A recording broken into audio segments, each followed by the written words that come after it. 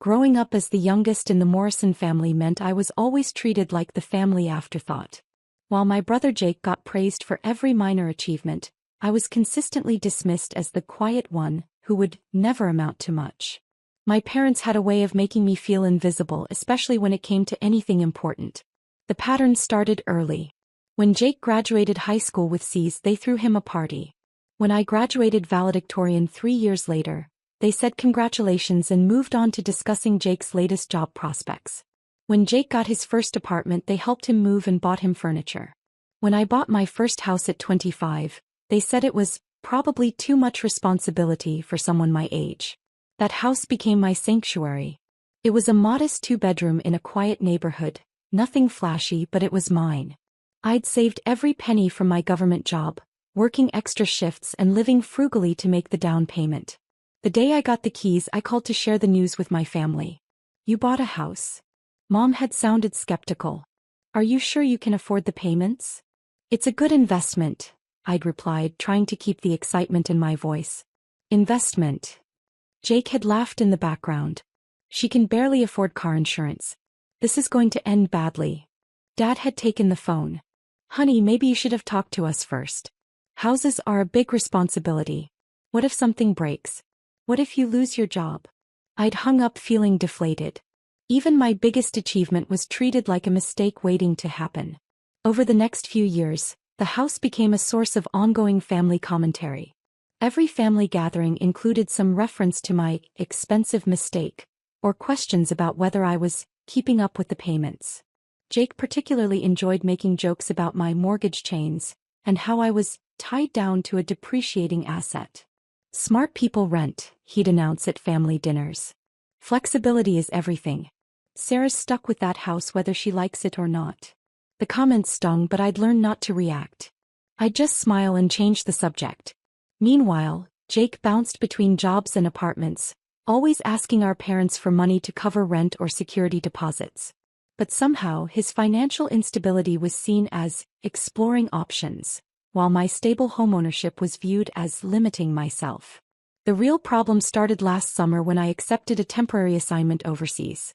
The government position required me to spend 6 months in Eastern Europe, working on what I could only describe to my family as administrative oversight.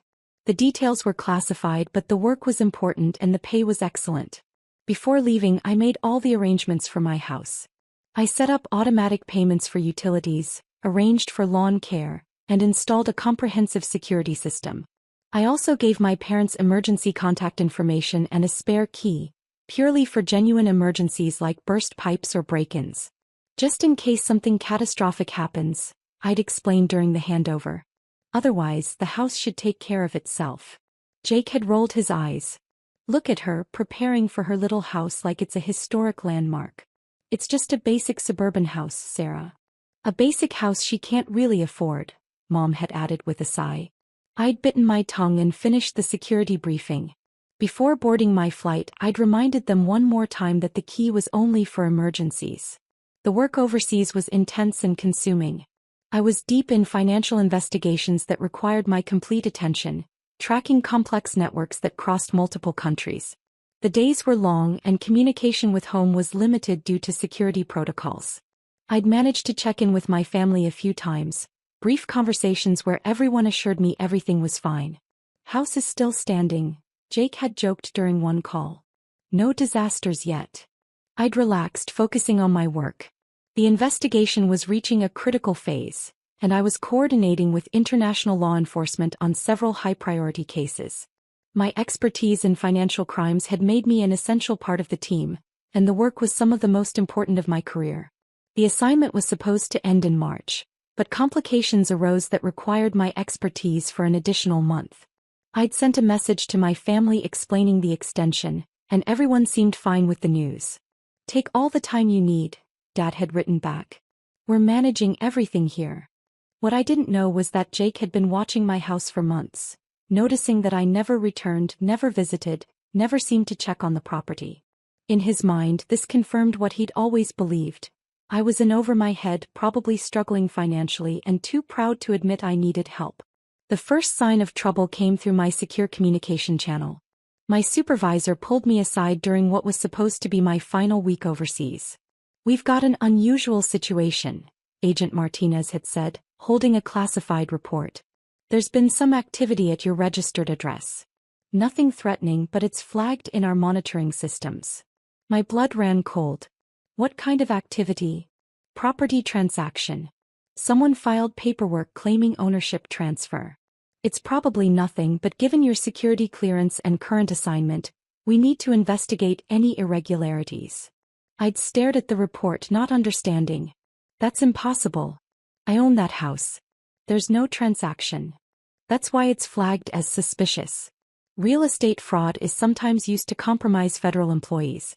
We're treating this as a potential security threat until we know more. The flight home was a nightmare. I couldn't contact my family due to operational security, and I couldn't get details about what had happened to my house. All I knew was that somehow someone had filed paperwork claiming they'd purchased my property, and federal investigators were now involved. I landed on a Tuesday morning and drove straight home.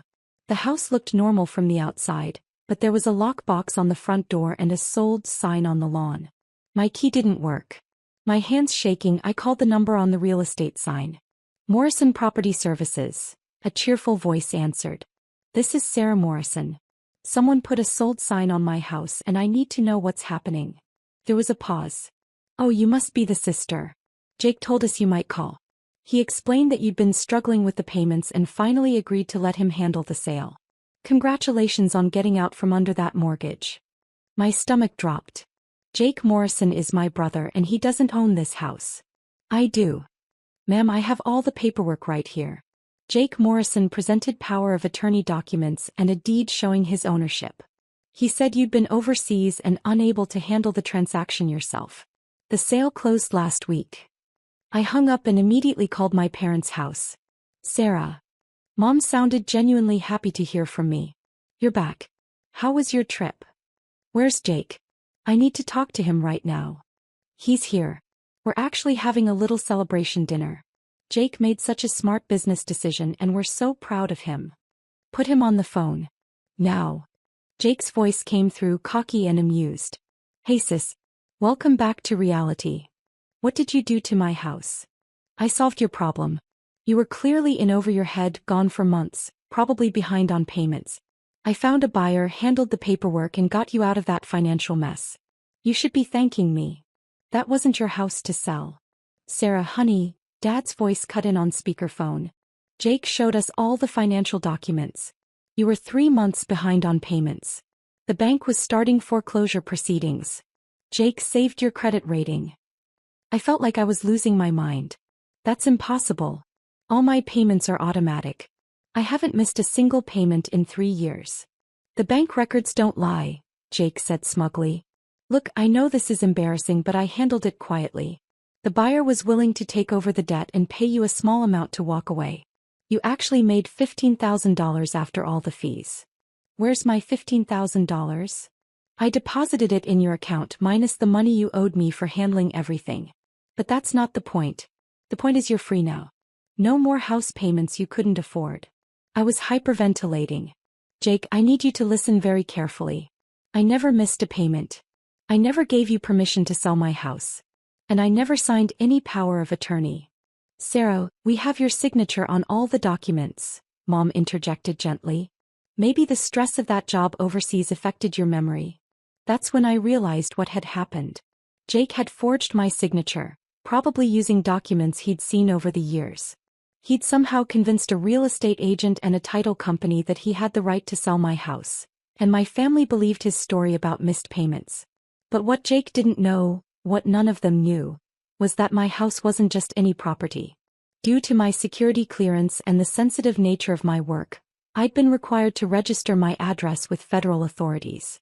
My property was monitored as part of national security protocols, and any unauthorized transactions would trigger immediate investigation.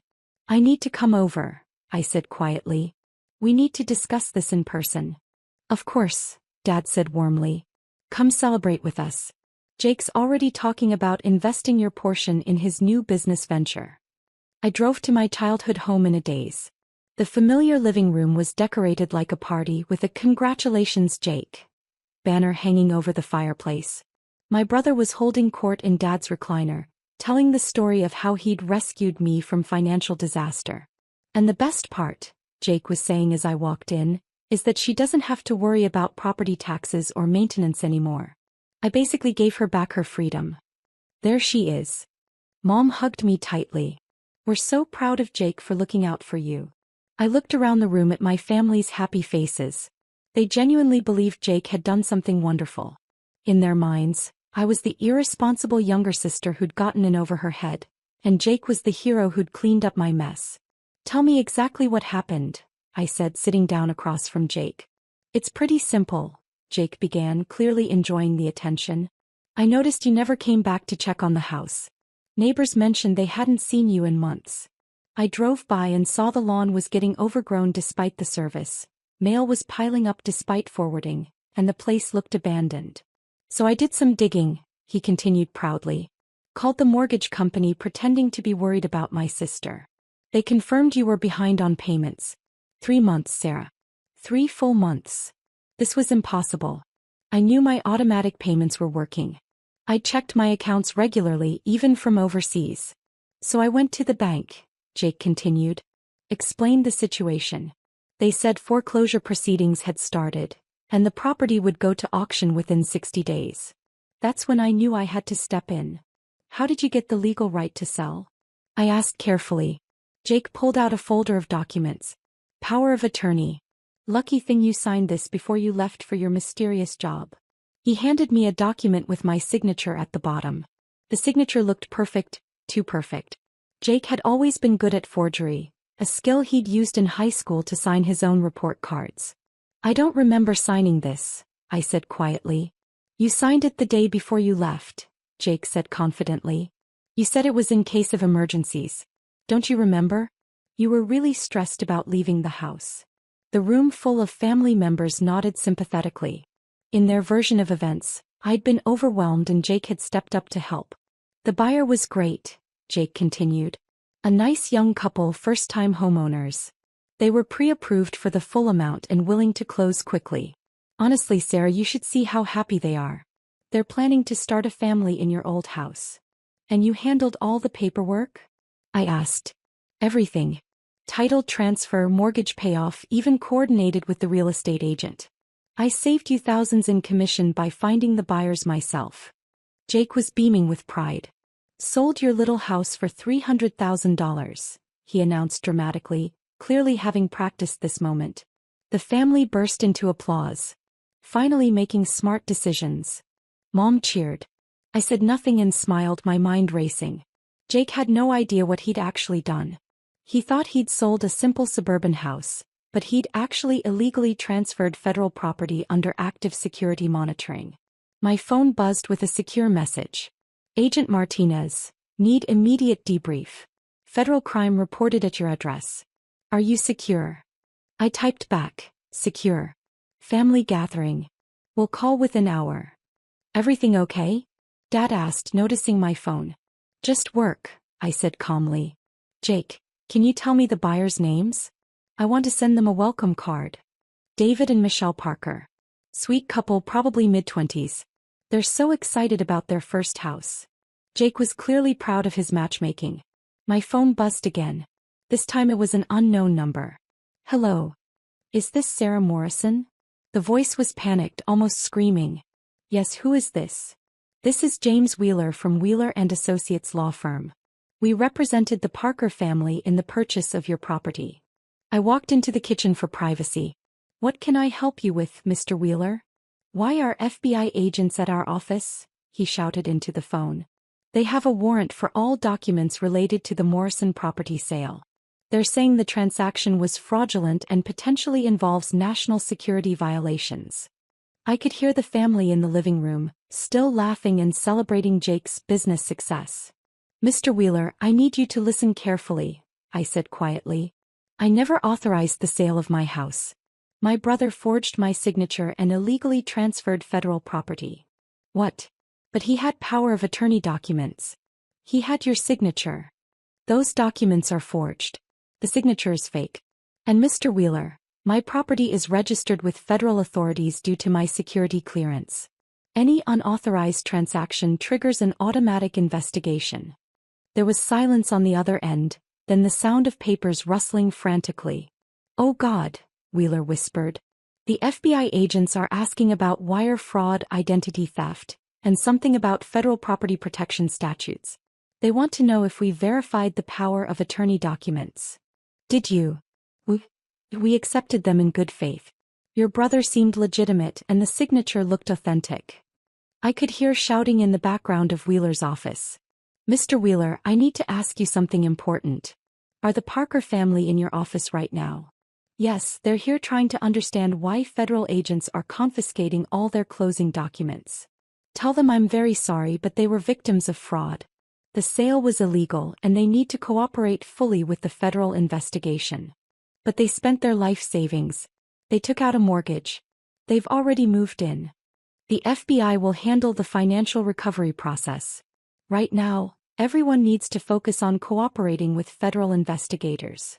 I hung up and walked back to the living room where Jake was still holding court. "Who was that?" Mom asked. "The buyer's lawyer," I said calmly. Jake perked up with interest. "Everything okay? No problems with the closing, I hope." I sat down and looked at my brother. "Jake, I need you to understand something very important. My house wasn't just any property. Due to my job and security clearance, it's registered with federal authorities. Any unauthorized transaction triggers automatic investigation." Jake laughed. "Come on, Sarah. It's just a regular house in a regular neighborhood. Don't be so dramatic. The FBI is currently confiscating all documents related to the sale," I said quietly.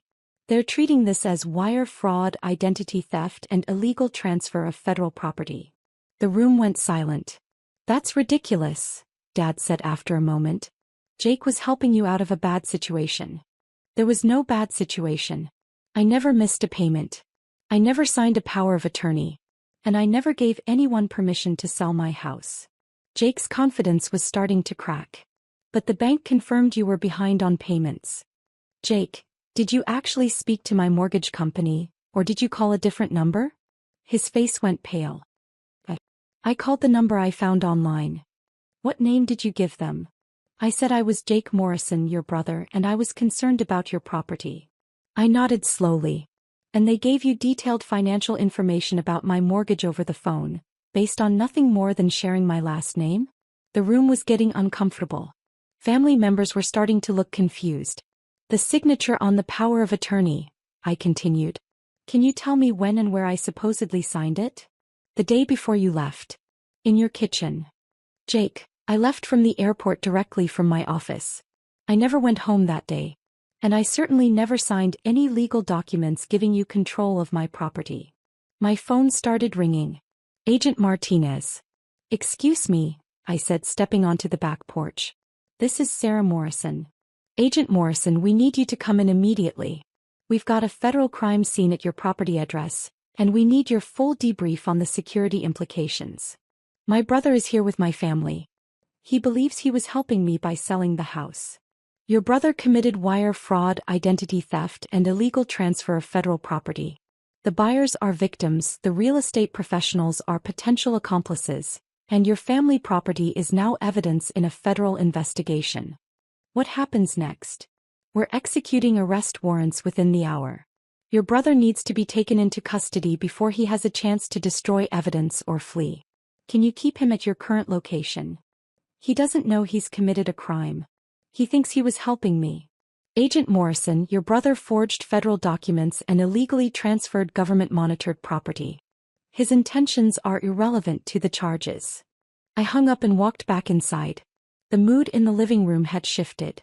Jake was frantically looking through his folder of documents, and my parents were asking questions he couldn't answer. "Sarah," Mom said when I sat down, "Jake says the mortgage company told him you were behind on payments, but he can't remember exactly who he spoke to or when." "And the power of attorney," Dad added. "Jake says you signed it in your kitchen, but you said you left from your office." Jake was sweating now. "Look, maybe I'm remembering some details wrong, but the important thing is I helped Sarah get out of a bad situation." "What bad situation?" I asked gently. My mortgage payments were automatic and current. I never asked for help. And I certainly never signed any documents giving you legal control of my property. But the foreclosure notices. Jake started then stopped. What foreclosure notices? I saw them in your mailbox.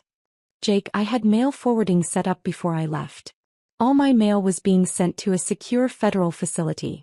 There was no mail in my mailbox. The room was silent except for the sound of Jake's papers rustling as he frantically searched through the documents. Maybe there was some confusion, Mom said hopefully. Maybe Jake misunderstood the situation but was trying to help. The problem, I said carefully, is that Jake forged my signature on legal documents and illegally sold federal property. Even if his intentions were good, those are serious federal crimes. Jake stood up suddenly. This is insane. It's just a house. A regular house in suburbia. There's nothing federal about it. My security clearance requires registration of my primary residence with federal authorities, I explained. Any unauthorized transaction triggers automatic investigation. Security clearance for what? Dad asked. You said you worked in administrative oversight. I looked around the room at my family's confused faces. I work in financial crimes investigation. International money laundering, terrorism funding, organized crime networks. My property is monitored as part of national security protocols. Jake sat down hard. You're serious? The buyer's lawyer just called because FBI agents are confiscating all closing documents. The buyer spent their life savings on a house they can't legally own because the sale was fraudulent. But I have power of attorney, Jake said weakly. You forged power of attorney. The signature is fake, Jake. We both know you've always been good at copying signatures. My phone buzzed with another secure message. Federal agents en route.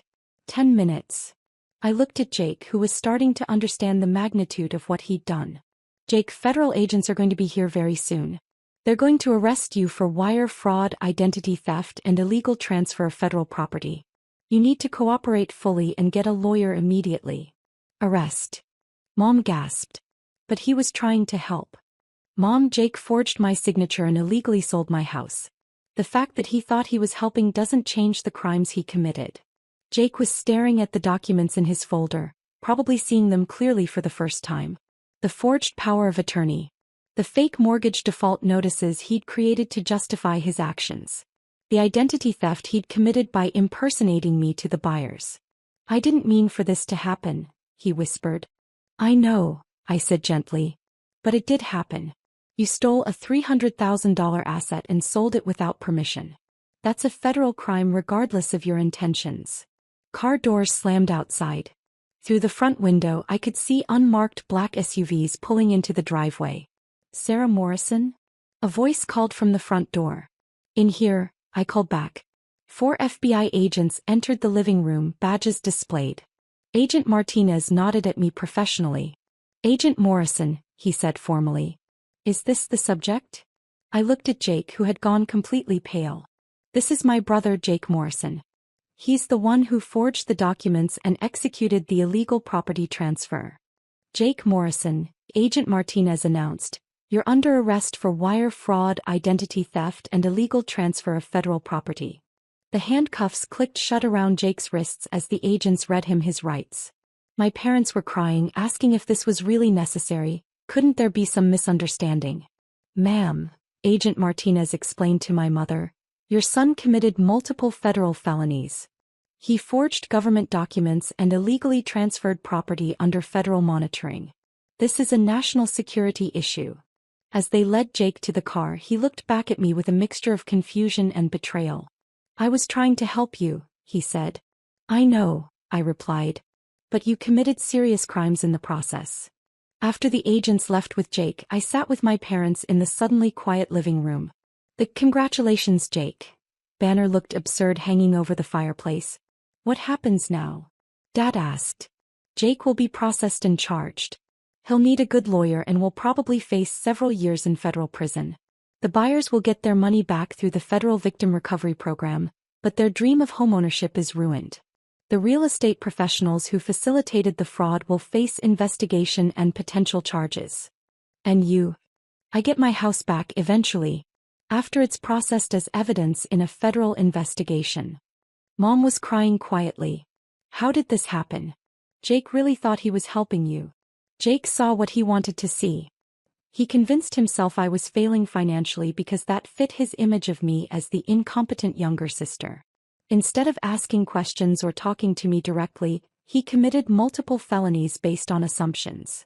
Over the following weeks, the full scope of Jake's crimes became clear. He'd created fake mortgage default notices by copying letterheads from online images. He'd practiced my signature for months, perfecting it until even I had trouble telling the forgeries from authentic samples. He'd researched power of attorney laws and created documents that looked legitimate to anyone who didn't verify them carefully. The real estate agent and title company faced investigation for failing to properly verify the documentation. The buyers, David and Michelle Parker, were traumatized by the experience of having federal agents seize their dream home, but they cooperated fully with the investigation and eventually received full restitution. Jake was sentenced to 4 years in federal prison. During the sentencing hearing, he finally acknowledged the scope of what he'd done. I convinced myself Sarah was in trouble and I was helping her, he told the judge. But the truth is, I never respected her success. I assumed she was failing because I couldn't accept that my younger sister was more successful than me. My crimes weren't about helping anyone. They were about maintaining my image as the responsible older brother. The hardest part wasn't Jake's imprisonment or the legal proceedings. It was the family conversations afterward, when my parents slowly came to understand that their perception of me as the irresponsible child was completely wrong. I'd been successful, stable, and competent all along. They'd just been unable to see it because it didn't match their assumptions. "We failed you," Dad said during one difficult conversation. "We treated you like you were incapable when you were the most capable person in the family." "You believed what Jake told you," I said. "He's very convincing when he wants to be. But we should have known better. We should have known you better." I moved back into my house 6 months later, after it was released from evidence. The security systems had been upgraded and federal monitoring was now even more comprehensive. Jake's crime had actually resulted in enhanced protection for my property. The experience taught me something important about family dynamics and assumptions. My relatives had been so invested in seeing me as the family failure that they'd accepted an elaborate criminal conspiracy rather than questioning their beliefs about my competence. Jake served his full sentence and was released on parole. We've had limited contact since then. He's working as a warehouse employee and living in a supervised halfway house. The federal conviction destroyed his credit, his career prospects, and his reputation in our hometown. During his first supervised visit to my house after his release, he looked around the living room where federal agents had arrested him. "I really thought I was helping you," he said quietly. "I know you did. But Jake, you never once asked me if I needed help. You just assumed I was failing and took action based on that assumption. I couldn't believe my little sister was more successful than me. That was your problem to solve, not mine to accommodate." He nodded slowly. "I destroyed everything for both of us because I couldn't handle the truth about who you really were." The story became something of a legend in federal law enforcement circles. Agent Martinez still uses it in training seminars about property fraud and family crimes. The case file is titled The Helpful Brother, and it's become a cautionary tale about how criminal behavior can be rationalized as assistance. But for me, it was a lesson about something deeper than crime and punishment.